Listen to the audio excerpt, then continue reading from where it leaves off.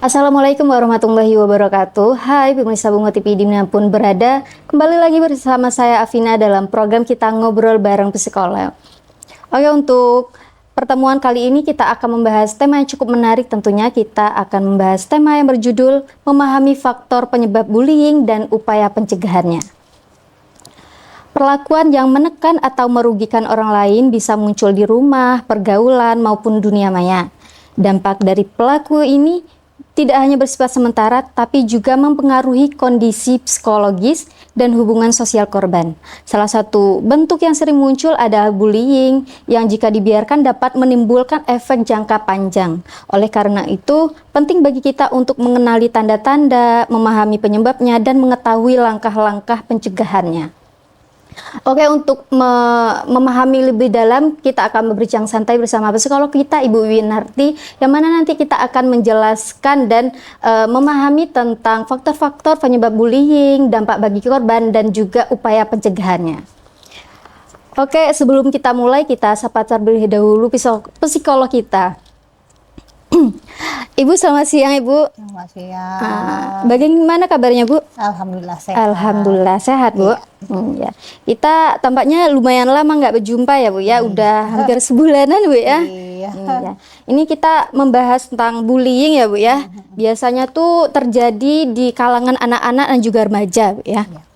Nah, untuk pertanyaan yang pertama, pada segmen yang pertama kita akan membahas mengenali tentang bullying dan juga penyebabnya. Nah, jadi menurut Ibu, apa yang dimaksud dengan bullying dan bagaimana ciri-ciri atau bentuknya yang sering terjadi pada anak-anak dan juga remaja?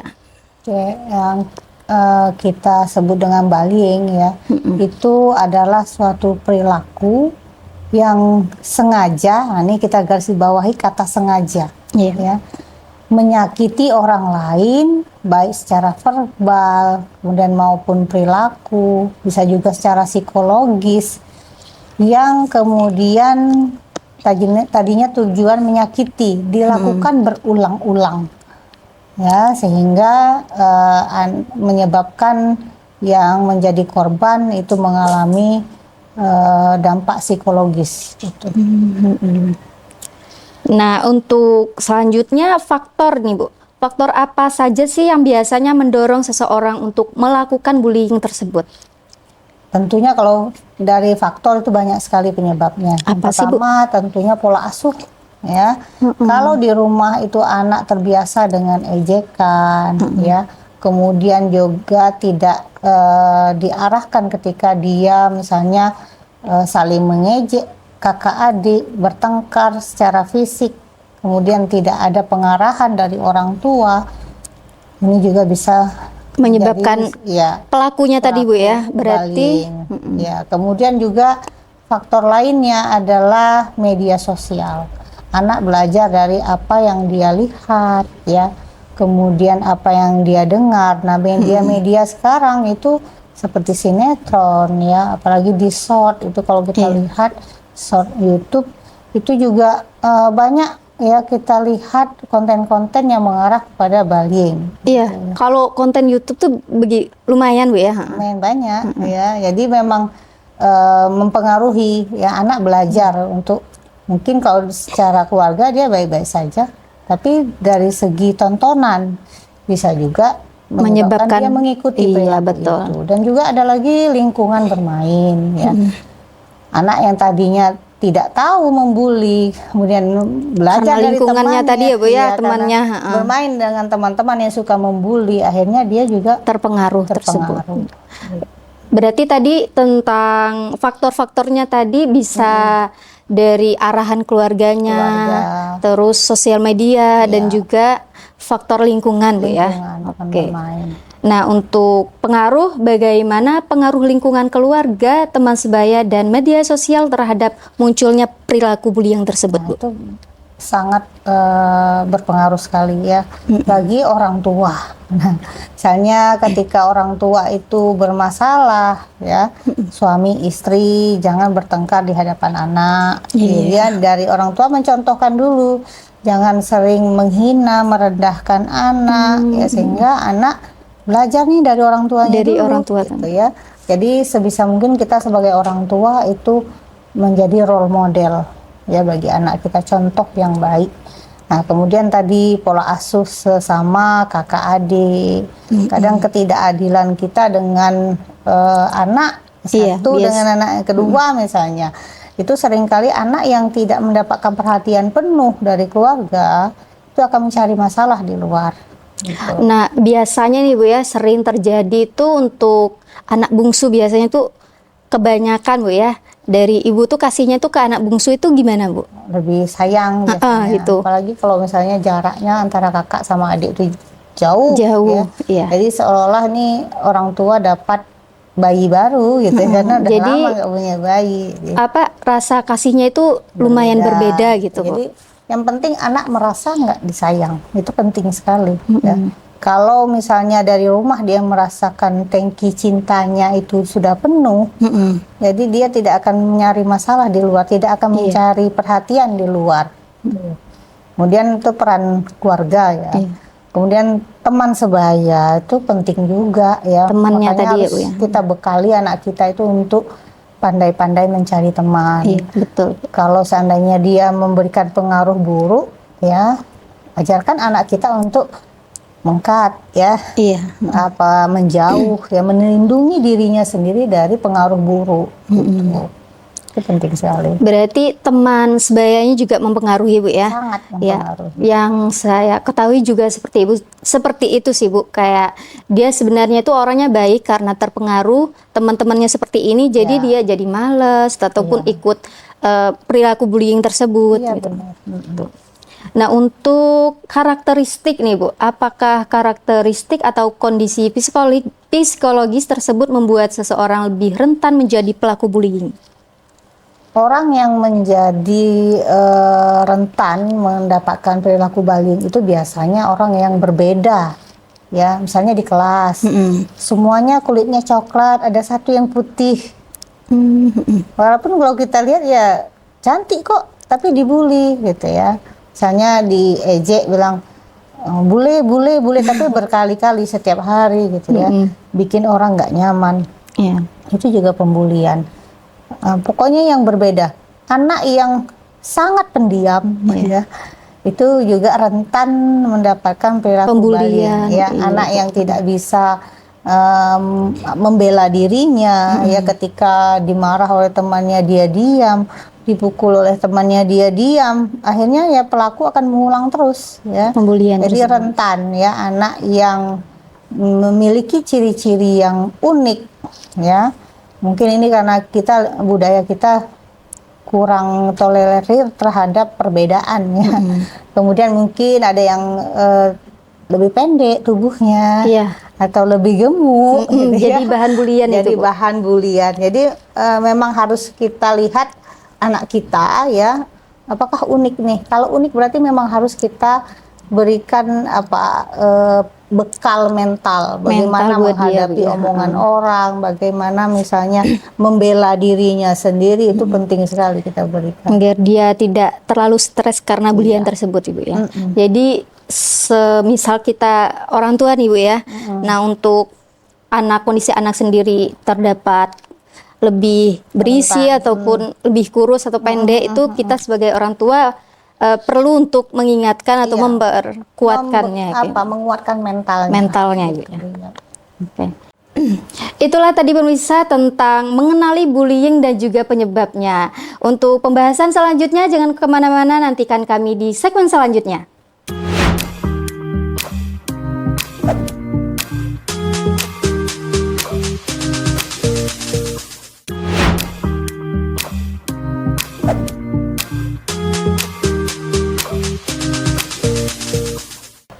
Oke pemirsa semuanya, kembali lagi di obrolan kita ngobrol bareng psikolog. Nah, pada segmen yang kedua kita akan membahas tentang dampak bullying ya.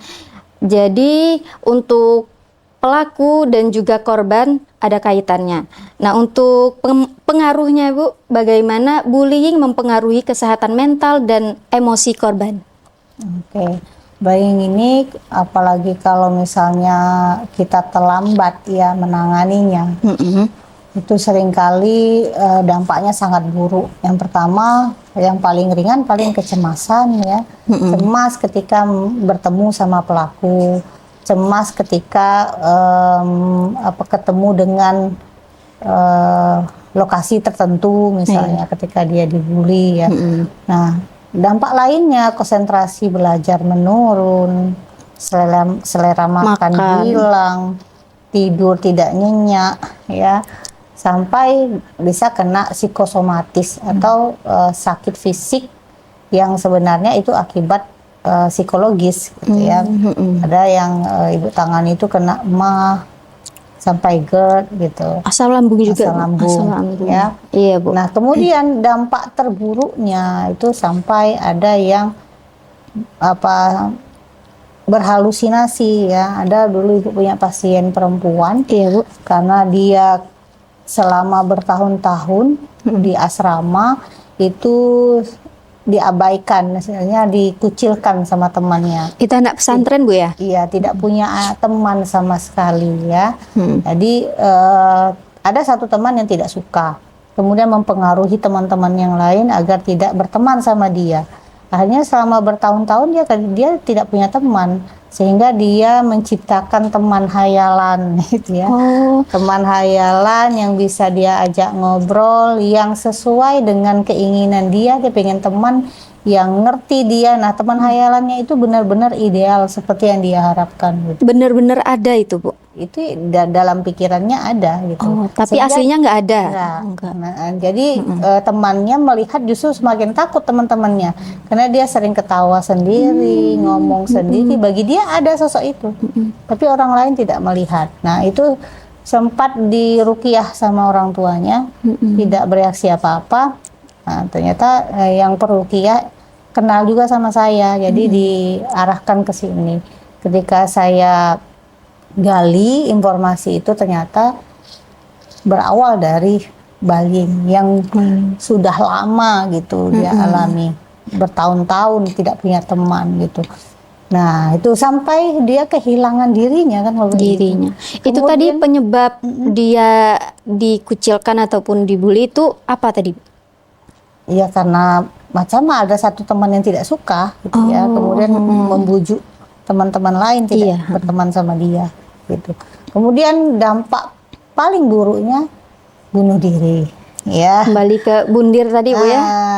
Kita lihat ya kasus-kasus yang baru terjadi mahasiswa ya, yang di media itu juga akibat bullying gitu ya, karena terasa mereka seperti tidak bisa menemukan jalan keluarnya selain bunuh diri. Bunuh diri tersebut. Nah, itu dampaknya sangat berat ya, berat korban. Ya. Makanya kita sebagai orang tua harus jeli ketika melihat perubahan anak tadi. Kita orang tua sebenarnya yang paling tahu. Jadi kalau ada perubahan tuh segera ya, jangan nanti sehingga udah fatal, udah berat, baru kemudian datang ke psikolog. Nah, itu. Kadang juga kebanyakan, Bu ya, orang tua tuh kayak lihat anaknya udah ada perubahan sedikit tuh kayak mengabaikan, Bu, kayak paling nanti bisa sembuh sendiri paling. Ini kebanyakan seperti itu, Bu ya. Padahal jadi, karena tergantung orang tuanya nih, kalau orang tuanya aware, kemudian benar-benar peduli sama anaknya, cepat didatangi ke psikolog ya, tidak berlama-lama, insya Allah bisa dibantu, ditangani, Bu ya. Nah, dampak bullying terhadap sosial nih, Bu. Apa dampak bullying tersebut terhadap hubungan sosial, kepercayaan diri, dan prestasi akademik anak atau remaja yang mengalaminya? Nah, kalau remaja itu sudah pernah, misalnya SD dia sudah mengalami bullying, tentunya nanti SMP itu dia bermasalah, tidak mudah percaya sama orang lain, cemas ketika memasuki lingkungan baru ya, misalnya masuk SMP nih ya, otomatis ketemu orang banyak, itu ada kecemasan tersendiri untuk korban bullying. Korbannya tadi ya. Trauma, Bu ya. Trauma ya. Kemudian itu dari segi sosial ya, dia menarik diri, tidak percaya diri, dia selalu merasa ada yang kurang pada diriku, orang pasti tidak suka sama aku. Nah, itu secara sosial ya. Nah, kalau secara psikologis tadi sudah kita sampaikan. Kemudian yang terakhir tadi apa? Prestasi akademik. Prestasi akademis. Pasti ketika dia itu tidak baik-baik saja secara psikologis, bagaimana mau konsentrasi belajar? Iya, betul. Nah, biasanya, nah ini bisa kita lihat juga dari prestasi. Oh, ini anak ada sesuatu nih yang terjadi. Misalnya tadinya dia anak berprestasi kali, nilainya bagus-bagus, tiba-tiba ngedrop. Itu pertanda ya, ciri-ciri ini anak mengalami bullying di sekolah. Ya, kemudian apa? Males ke sekolah, nggak maulah sekolah, minta pindah sekolah. Ya. Padahal nanti akhirnya juga permasalahannya nanti di sekolah itu aja. Ya, jadi pindah itu juga bukan solusi. Ya. Karena nanti di sekolah baru dia juga tidak baik-baik saja. Gitu. Juga karena bakal menemukan itu kembali. Traumanya itu sebenarnya yang belum betul. sembuh. Gitu. Nah, selanjutnya, apakah Ibu pernah menangani kasus bullying tersebut dan bagaimana respon psikolog dalam membantu korban agar bisa pulih kembali? Banyak, bukan pernah. Berarti Banyak. ini konsepnya kalau Ibu sering kedatangan pasien ini bullying ya Bu ya? Iya. Bullying. Jadi bukan hanya kalau dulu ya SMP, SMA, sekarang SD, TK pun ada. TK Bu? Iya, Masya Allah. TK pun ada. Jadi emang sudah separah itu kasus bullying ya. Jadi gimana psikolog menangani? Biasanya kita bikin nyaman dulu. Karena orang yang udah sering dibully itu nggak mudah untuk dekat sama orang lain. Iya. Jadi pendekatan kita dulu ya bikin dia nyaman. Kemudian juga kita yakinkan dia bahwa kita ingin menolong, ya kamu masih bisa loh ditolong, kamu mau nggak, bersedia nggak ibu tolong, seperti itu. Nah dengan dialog yang pendekatan yang empati, tidak menjudge ya, misalnya jangan sampai kita keluar kata-kata masa gitu aja kamu ngedrop, nah, kan dari itu masa gitu aja kamu udah sedih, masa gitu aja kamu nggak mau sekolah. Nah kata-kata yang menjudgment itu jangan sama sekali ketika kita pendekatan sama pasien korban bullying. Jadi setelah pendekatan dia mau ditolong ya, biasanya kita mengubah mindset. Mindsetnya tadi. Jadi kalau misalnya dia hancur karena orang lain, apa nggak sayang, gitu kan? Iya. Orang yang membuli kamu itu tujuannya untuk apa? Menghancurkan aku, Bu. Oke, benar. Terus kamu hancur, mereka senang nggak? Senang, Bu. Berarti artinya kamu membantu mereka mencapai tujuan mereka dong, gitu ya. Jadi bikin dia sadar bahwa kamu tuh berharga loh, gitu. Bikin dia bisa melawan tersebut. Harusnya gitu, jangan mau hancur karena orang. Apalagi mereka akan senang loh kalau kamu Iya, hancur, anak-anak gitu. sering terjadi. Jadi mindsetnya yang kita ubah ya. Apalagi kalau misalnya udah sampai mau bunuh diri, itu kita mindsetnya kita ubah juga. Iya. Ya kalau kamu bunuh diri langsung meninggal gitu. Tapi kalau seandainya cacat, misalnya kayak lompat dari lantai yang tinggi, ya nggak meninggal gitu ya. Justru sakit lama di rumah sakit, dirawat, atau cacat seumur hidup. Kamu mau? Saya bilang kayak gitu. Terus enggak, Bu. Jadi bikin dia sadar bahwa syukuri nih kita dikasih nyawa, dikasih kemudahan untuk bernafas tanpa alat gitu ya. Sementara di rumah sakit banyak loh orang pengen bernafas lega tapi harus pakai oksigen. Gitu ya. Jadi memang harus mindsetnya yang kita ubah. Gitu. Nah untuk tadi kan ada pasien dari anak TK tadi ya Bu ya. Nah untuk kita sebagai orang tua ketika anak kita udah kelihatan mengalami hal tersebut, nah untuk kita mengatur anak kita agar mau ke tempat psikolog itu gimana Bu? Nah biasanya anak TK agak susah ya. Anak TK itu kan pemahamannya agak susah Bu ya. Jadi gimana kita bawa psikolog, bilang aja yuk main ke rumah temannya mama gitu ya. Jadi bukan psikolog ngomongnya ya, main, karena dunia anak TK itu kan bermain. Ayo temenin mama yuk main di rumah temannya mama gitu. Nah nanti pendekatan lagi dengan cara yang menyenangkan gitu ya. Apa yang dia suka ya, misalnya dia suka mobil-mobilan ya, sambil kita main-main mobil-mobilan itu kita cerita sambil dibujuk iya, ya, Bu ya. dibujuk. Katanya nggak sekolah ya, sambil kita main, katanya kemarin nggak sekolah ya gitu. Iya, kenapa gitu, ada yang nakalin gitu, bilang sama ibu, nanti ibu yang bilang ke ibu guru gitu ya. Ibu kenal loh sama ibu gurumu gitu, walaupun nggak kenal juga gitu. Yang Iya. penting Oh, jadi dia terbawa, dia percaya, dia yakin untuk cerita. Iya Bu, si A nanti keluar tuh kata-katanya siapa Iya, saja yang itu yang membuli dia, sehingga nanti kita lebih ke kerjasama sama guru. jadi dari pihak psikolog tadi, Bu ya. Kita ngubungin gurunya, yang ngasih tahu apa aja tindakan yang akan kita lakukan bareng-bareng nih.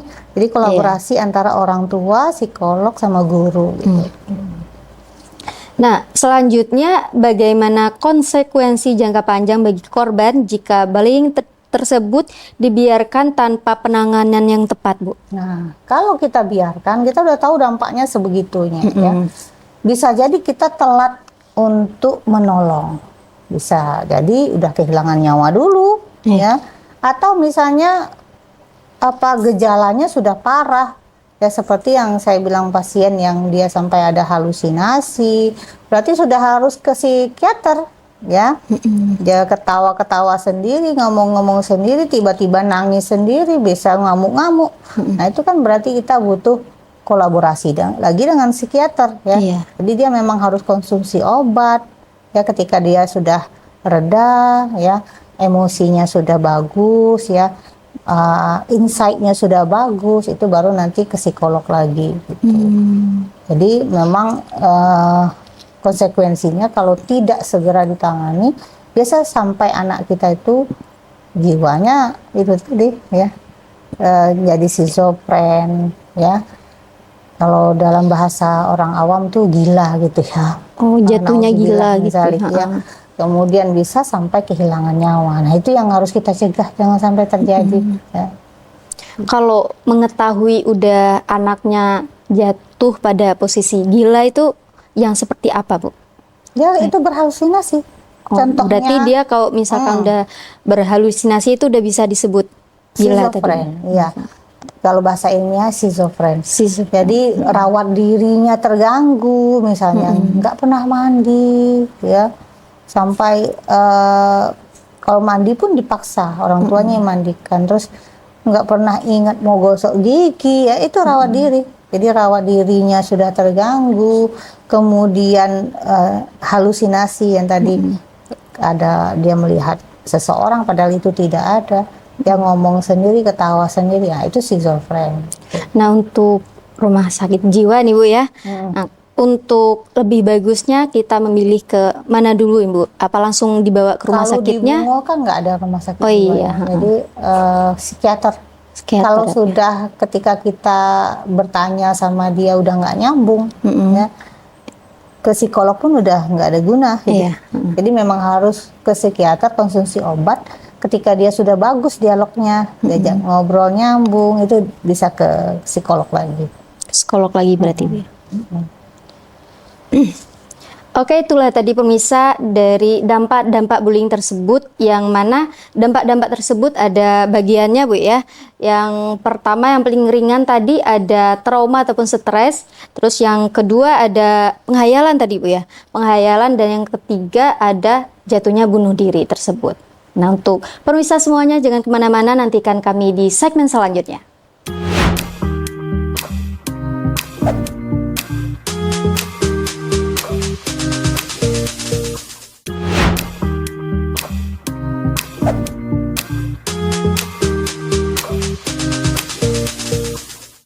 Oke pemirsa semuanya, kembali lagi di obrolan kita ngobrol bareng psikolog. Nah, pada episode yang ketiga kita akan membahas tentang tanda awal dan strategi pencegahannya. Nah, untuk pertanyaan yang pertama nih Bu, apa tanda-tanda awal yang perlu diperhatikan orang tua ataupun guru ketika seseorang mulai menjadi korban bullying tersebut? Oke. Tandanya itu yang paling mudah kita amati adalah perilaku ya. Apalagi orang tua nih biasanya yang tahu banget. Oh, anaknya tadi ceria, Iya. Kok beberapa hari ini diam. Nah, kemudian nangis tanpa sebab, ya. Kemudian dia juga tidak mau sekolah, ya. Nah, atau ketika sudah sekolah, nah ini guru ya, guru yang mengamati, dia menghindari seseorang, menghindari lewat di suatu tempat. Nah, itu juga tanda-tanda. Tanda Ya. awal. Guru, kalau guru itu pandai memahami anak, ya, apalagi guru wali kelas biasanya yang tahu perubahan perilaku juga kelihatan. Yang tadi dia mungkin dia ceria, ini kelihatan sedih terus, murung, ada kayak ekspresi ketakutan, ya, tidak mau bergabung sama orang lain. Nah, ini juga ciri-ciri dia menjadi korban bullying. Gitu. Jadi pada sebenarnya tuh yang sering muncul tuh di sekolah Bu ya, karena anak-anak itu di sekolah berbaur sama teman-teman Bu ya. Ya. Kalau di rumah kan mungkin sama orang tua ya, aja Bu. Kalau fisik itu lebih gampang lagi, kayak memar, ya. Oh iya Bu ya. Cedera fisik itu tadi pagi ketika pergi sekolah, ini orang tua nih, dia nggak ada nih memar. Iya. Kok ini ada memar? Nah, dia tidak cerita kenapa, ya. Nggak, seperti menghindar, nggak apa-apa gitu. Nah, ini berarti harus digali lagi ya, atau guru ya yang melihat. Ini tadi ketika belajar nggak ada nih memar ini. Kok ketika jam istirahat ada?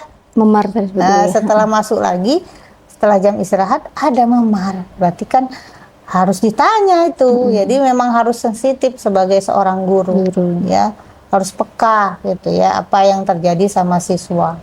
Apalagi dari segi ekspresi, anak itu bisa saja dari mulut dia bohong, tapi ekspresi itu nggak bisa bohong. Itu ada ketakutan, ya. Nah, untuk kita seorang guru nih ya Bu, misalnya kan anak-anak itu ketika ditanya dia mikir kayak gini Bu, aku nanti kalau misalkan jujur ke gurunya takut nanti ya mukulin, bisa jadi kakak kelasnya Bu ya, takut dia malah dipukulin.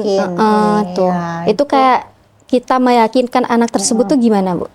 Nah, kalau misalnya ada rasa takut karena itu, ya, nah makanya ketika menggali data jangan di depan orang banyak.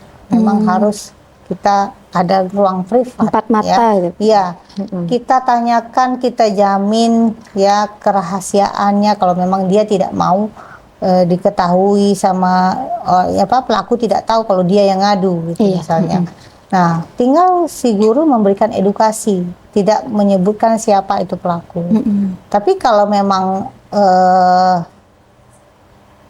dampaknya sangat buruk, misalnya sampai fisiknya anak bisa berbahaya, jadi guru harusnya menegaskan bahwa kalau memang harus ada yang keluar, bukan kamu yang keluar, tapi pelaku. Pelakunya tadi. Masa sih kita membuang anak yang baik demi anak-anak yang nakal, gitu kan? Jadi yakinkan kepada korban, kamu aman. Kalaupun dia marah sama kamu, ya, setelah kejadian ini, misalnya ibu mau memperbaiki nih, terus mereka tahu kalau kamu yang ngadu, kamu aman kok. Ibu jamin kamu aman. Kalau harus ada yang keluar, mereka yang keluar, bukan kamu. Nah, itu perlu kita yakini sehingga dia yakin untuk cerita. Gitu. Dia ngerasa dirinya aman kalau udah cerita itu. Gitu. Nah, ini tadi untuk pelaku ya, untuk korban Bu ya. Nah, untuk pelaku sendiri Bu, kan ketika kita seorang guru nih ya Bu, ketika udah mengetahui si korban itu pelakunya siapa, nah untuk kita menangani pelakunya tersebut bagaimana Bu? Nah, kalau pelakunya itu memang perlu kita kerjasama sama orang tua. Orang tuanya. Cari tahu apa sih penyebab anak kita melakukan itu. Terus kita tanya mulai kapan dia berperilaku agresif, ya. Bisa jadi karena di rumah tidak mendapatkan perhatian, tadi tangki cintanya kosong, ya, sehingga dia mencari perhatian di tempat lain seolah-olah aku nih hebat loh. Jadi Pengen membanggakan dirinya, sehingga itu pembuktian. Nah, itu berarti mindsetnya yang kita ubah. Nggak ada zamannya sekarang keren karena ninju orang, enggak ya. Keren itu ketika kamu berprestasi. iya, betul. Ya. Tanya sama cewek-cewek, yang mau sama orang pembuli? Nggak ada. Tapi tanya sama cewek-cewek, suka nggak sama cowok yang berprestasi? Pasti. Kan gitu. Berarti cara untuk Mindset, meyakinnya tadi iya. Jadi merubah mencari mindsetnya tadi. perhatian itu bukan dari bully gitu. Justru orang makin nggak suka gitu. Apalagi kalau misalnya sekarang mudah kan viral. Iya. Kalau misalnya viral, kerugian ada di dia. Siapa yang tidak tahu? Dicatat nih namanya siapa, perusahaan tidak akan mau menerima kamu. Karena kamu viral gitu ya. Sama yang kayak kasus yang di mana tuh yang kemarin yang guru dilaporkan itu kan. Oh iya itu. Nah, itu kan kampus juga sudah mencatat gitu ya. Anak-anak ini tidak akan diterima di kampus kami. Nah, gimana coba? Rugi siapa? Dianya. Dia sendiri. Nah, itu mindsetnya yang harus diubah. Kalau untuk mencari perhatian orang tidak harus lewat bullying, gitu. Jadi untuk kita baik orang tua maupun guru Bu ya, untuk menangani korban tersebut kita harus mengubah mindsetnya tadi Bu ya. Nah, selanjutnya strategi atau langkah apa saja sih Bu yang bisa diterapkan di rumah dan sekolah untuk mencegah terjadinya bullying sejak dini Bu? Nah, kalau untuk mencegah bullying sejak dini tentunya kita perlu untuk mengetahui anak kita ini bagaimana. Apakah dia sama antara dia perilakunya di rumah sama di sekolah? Kadang orang tua itu pasang badan, ini yang bahayanya ya. Anaknya sudah pelaku, dibela gitu ya. Zaman sekarang dia bilangnya anak saya nggak gitu kok di rumah. Banyak loh anak yang di sekolah dia nakal, sementara di rumah dia anak yang patuh, anak yang manut sama orang tuanya. Nah, ini berarti kan manutnya ini karena takut. Iya. Bukan manut karena memang dia hormat sama orang tuanya. Jadi beda ya, makanya ketika anak kita salah ada laporan, ya kita harusnya berterima kasih. Alhamdulillah ada yang melaporkan, berarti aku tahu nih apa yang harus kulakukan kepada anakku. Bukan justru kita pasang badan, sehingga anak kita nganggap nggak apa-apa kok. Nanti juga ada yang bela, nggak apa-apa kok orang tuaku boleh. Jadi ini bibit-bibit kita ngajarkan anak kita untuk jadi preman nih, ya, jadi penjahat. Yang seharusnya kita menyalahkan juga, setidaknya kita mengajarkan Bu ya, bukan harus. Ya. Jadi ketika kita tahu kesalahannya kita bisa ngarahkan. Tapi kalau nggak tahu gimana kita mau mengarahkan? Makanya ketika mendapatkan informasi anak kita itu menjadi pelaku bullying, harusnya kita dalami apa nih yang salah dari pola asuhku. Apakah dia melihat adegan-adegan yang berbahaya di handphone gitu ya? Misalnya ada juga dulu anak yang SD ya sampai gurunya dia tendang karena waktu itu karena udah lama sekali itu kasusnya. Dia adalah anak yang suka duluan, apapun duluan gitu. Nah, waktu hari itu ketika dikasih tugas, temennya mendahului. Jadi marah dia sobek-sobek tuh bukunya. Nah, ketika ditegur sama guru, dia nendang tong sampah, ya. Gurunya juga dia tendang. Jadi marahnya ke gurunya Bu ya? Jadi emosional. Dari mana dia belajar? Ternyata dia selalu nonton VCD kalau zaman dulu itu, Power Rangers. Dan orang tuanya selalu ketika udah pulang dari kerja bawa VCD Power Rangers, bawa mainan pedang-pedangan.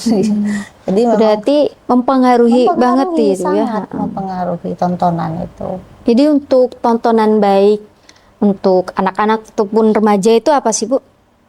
Ya yang memotivasi, memberikan nilai-nilai moral yang baik ya, seperti misalnya kayak Upin Ipin itu kan persahabatan ya, kejujuran ya, seperti itu yang ada nilai moralnya. Kalau hanya sekedar olah fisik aja kan. Ada yang Islami itu juga sih Bu, Nusa itu Nusa. Nah, untuk selanjutnya bagaimana peran guru, tenaga pendidik, dan lingkungan sekolah nih Bu dalam mengenali dan menangani bullying secara efektif? Nah, kalau untuk tenaga guru ini ya, yaitu tadi peka terhadap perubahan perilaku anak, kemudian jangan jadikan korban sebagai orang yang salah. Seringkali seperti itu. Kalau kamu, dia loh yang susah bergaul gitu ya. Jadi Udah seringkali korban yang disalahkan. Kalau gitu aja gitu ya. Udah nggak usah marah, cuma gitu aja. Gitu aja kok. Memang dia yang susah bergaul. Memang dia anaknya pendiam. Bukan gitu ya. Karena setiap mental orang tuh beda-beda. Gitu ya. Mungkin anak yang A ketika dihina berkali-kali dia easy going, nggak apa-apa. Tapi ada anak Yang baperan biasanya Bu ya. iya, yang sensitif perasaannya nggak bisa digitukan. Nggak gitu bisa ya. satu kata yang Iya. menyakitkan ya Bu ya. Jadi memang harus peka dan jangan jadikan korban sebagai korban lagi, gitu. Korban dikorbankan itu yang nggak baik. Jadi penanganan kita harus sesuai konteks, mana yang benar, mana yang salah. Ya. Kalau yang salah ya perlu diperbaiki. Ya. Jadi ketika nanganinya itu, kalau saya ada guru datang bawa korban bullying, saya nggak mau korban saja. Pelakunya juga harus dibawa. Berarti Jadi, korban dan juga pelaku. Dua-duanya itu butuh pembinaan, butuh bimbingan dari kita, bukan hanya korban saja, ya. Jadi memang harus seperti itu, ya. Kedua belah pihak itu yang harus kita perbaiki. Gitu. Nah, untuk selanjutnya, seberapa penting dukungan teman sebaya dan keluarga dalam membantu korban pulih dari pengalaman bullying tersebut, Bu? Oke, teman sebaya penting sekali ya, karena bagi anak-anak ya, bagi remaja itu dunia teman itu memang penting gitu, dinilai dengan baik oleh teman itu bisa menaikkan harga diri gitu ya. Ketika ditolak sama sekelompok teman, misalnya ada teman yang ngegeng, Iya, kita mendekat mereka nggak boleh, itu juga menjatuhkan harga diri. Jadi dukungan teman sebaya itu penting sekali ya. Nah, kadang anak tidak leluasa untuk terbuka sama orang tua, tapi dia sama teman mau terbuka. Nah, ini berarti kita perlu nih membimbing kaderisasi, misalnya setiap kelas ada konselor sebaya ya. Jadi ketika ada wakilnya, misalnya kayak Satgas anti bullying, perwakilan tiap kelas gitu ya.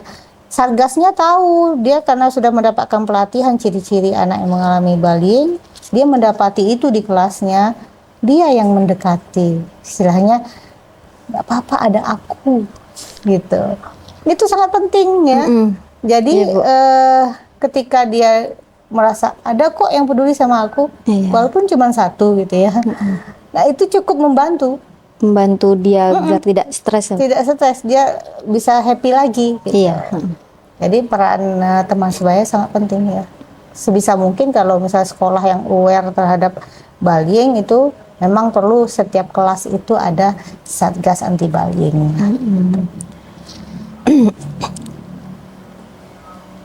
Udah nih ya Bu ya, udah 4 pertanyaannya Bu ya.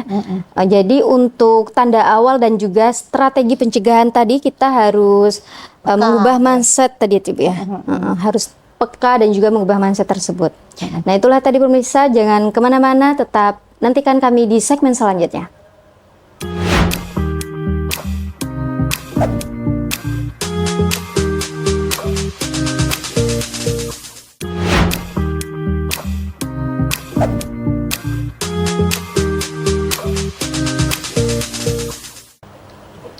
Oke pemirsa semuanya, kembali lagi di obrolan kita ngobrol bareng psikolog. Nah pada segmen yang selanjutnya kita akan membahas tentang langkah nyata dan pesan untuk masyarakat.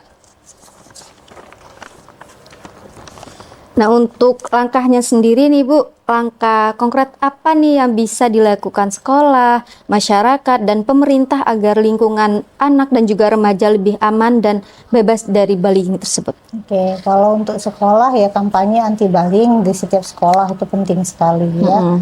Kemudian juga edukasi ya, apa saja yang dimaksud bullying. Kadang anaknya dapat nasihat dari guru dianggap bullying gitu ya. Aku dibully sama ustadz padahal nasihat gitu ya. Nggak bisa jadi membedakan. memang harus dibedakan mana itu nasihat, mana bullying, mana bercandaan.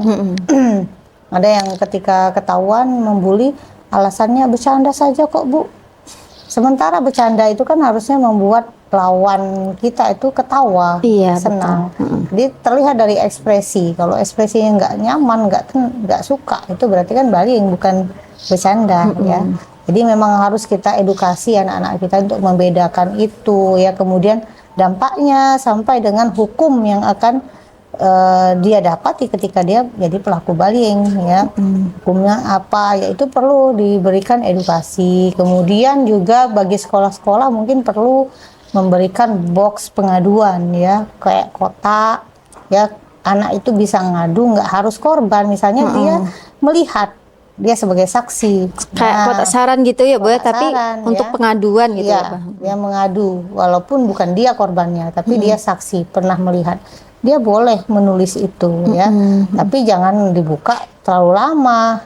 Kalau bisa ya setiap hari dibuka, atau 2 hari sekali ya, sehingga cepat ketahuannya ya. Jadi box saran itu jangan, penting juga untuk kita mencegah bullying. Kemudian tadi juga tahu ciri-cirinya, kemudian penanganannya jangan hanya korban saja tapi juga pelakunya tadi. Ya. Kemudian kalau untuk pemerintah ya sebisa mungkin bullying itu memang sudah harus dikampanyekan, anti bullying itu di setiap sekolah, tidak hanya SMP SMA tapi sampai TK. Karena TK tuh juga butuh Bu ya. Ada ternyata juga korbannya di TK itu ya. Kasusnya juga sudah marak terjadi di TK. Jadi kampanye bullying itu tidak hanya kita menyentuh SMP SMA tapi SD, TK itu juga perlu gitu ya. Kalau dari pemerintah itu sudah ditetapkan, misalnya setiap penerimaan siswa baru ya, nah itu sangat penting sekali, bagus sekali untuk kita lakukan. Untuk diadakan Ibu ya. Nah, sekolah juga bisa membentuk satgas anti bullying. Jadi setiap kelas itu punya mata-matanya, satgasnya. Berarti kayak untuk mata-matanya ya Bu ya. Bisa dia melihat ciri-ciri itu, karena dia satgas pasti sudah dilatih gitu ya. Dia tahu ciri-ciri temannya yang mengalami bullying, sehingga dia kalau bisa dari dia saja menyelesaikan, udah alhamdulillah sangat membantu sekali, cepat kan, nggak harus ke guru. Iya. Sudah sama teman sendiri gitu. Karena emang bener butuh ya Bu ya, karena di kelas itu biasanya kalau nggak ada satgas itu ya bebas saja, enak-enak. Gitu ya. Nah itu di pondok-pondok yang saya lakukan penelitian kepada pengabdian pada masyarakat, ada 7 pondok yang saya lakukan itu merasakan dampaknya. Setiap kelas itu ada satgasnya. Ada satgasnya Bu, jadi benar-benar drastis nurunnya gitu. Oh jangan kayak gitu, ada satgas di sini. Berarti anak-anak itu berpikir ya Bu ya. Udah ada alarm ngeremnya, itu ada gitu.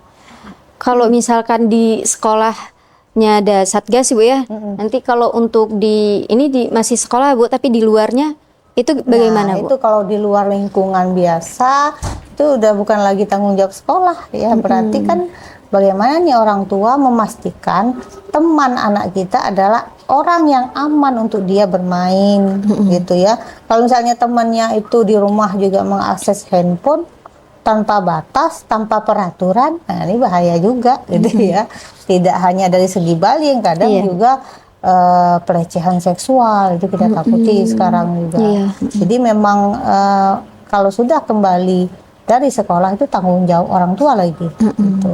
Yang penting komunikasi orang tua sama anak itu terjaga untuk selalu terbuka. Jangan sampai anak takut untuk cerita. Nah ini seringkali terjadi. Biasanya dimulai dari kecil, ketika salah marah orang tuanya. Oh jadi dia nggak terbuka karena itu. Seringkali berakar dari anak nganggap bahwa kalau aku jujur, aku pasti dimarahin. Nah itu karena dari kecilnya terbiasa, aku mecahin gelas tadi, ya udah malah marah, pecahin aja semuanya. Iya. Jadi anak mikir, oh kalau aku jujur aku dimarahin. Besok dia mecahin gelas, dia akan sembunyiin gitu. Dia sapu, dia buang, nggak ngasih tahu gitu. Karena sudah tertanam. Aku kemarin sudah jujur, aku disalahkan.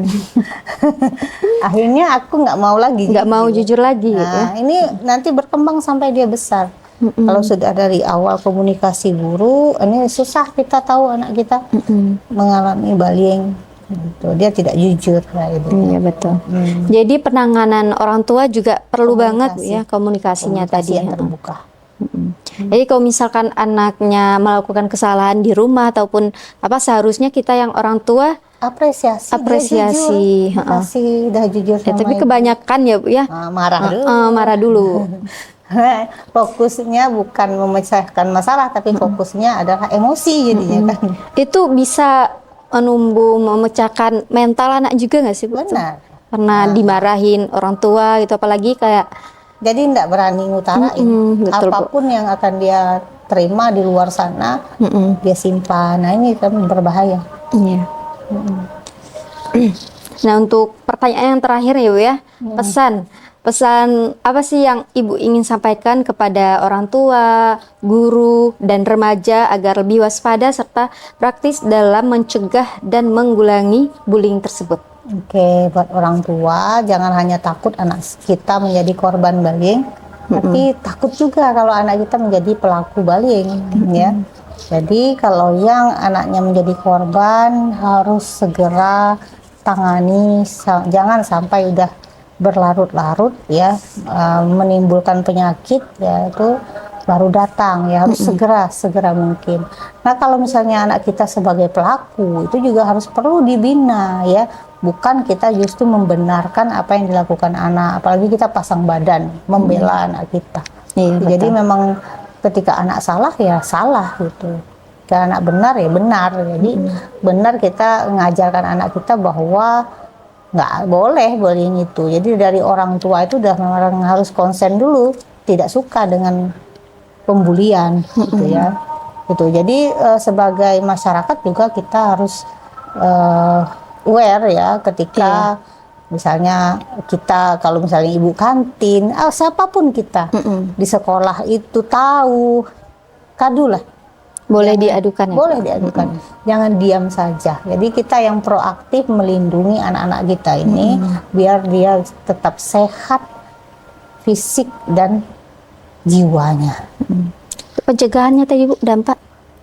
Pencegahannya itu tadi apa, setiap sekolah lakukan kampanye ya, menyediakan box pengaduan, membentuk satgas, mensosialisasikan hukuman ketika memang ada pelaku bullying, itu apa nih konsekuensinya. Itu memang harus disosialisasikan kepada anak. Betul.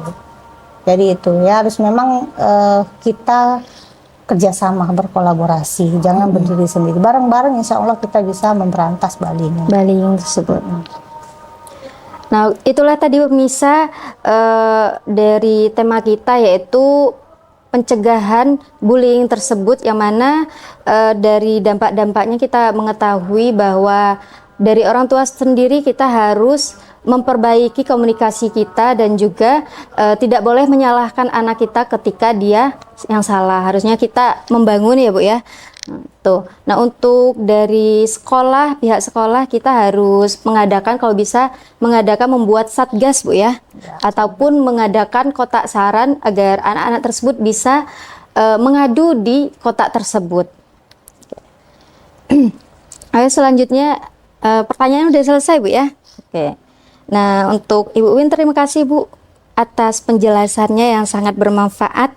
Mungkin dari perbincangan ini kita bisa memahami bahwa bullying tersebut tidaklah hal yang kecil, melainkan ancaman serius bagi perkembangan anak dan juga remaja. Mari bersama menciptakan lingkungan yang lebih aman, sehat, dan saling menghargai. Oke, untuk pemirsa Bunga TV semuanya yang ingin berkonsultasi lebih lanjut, bisa langsung hubungi alamat yang berada di bawah ini. Oke, saya Afina pamit undur diri. Saya akhiri. Wassalamualaikum warahmatullahi wabarakatuh.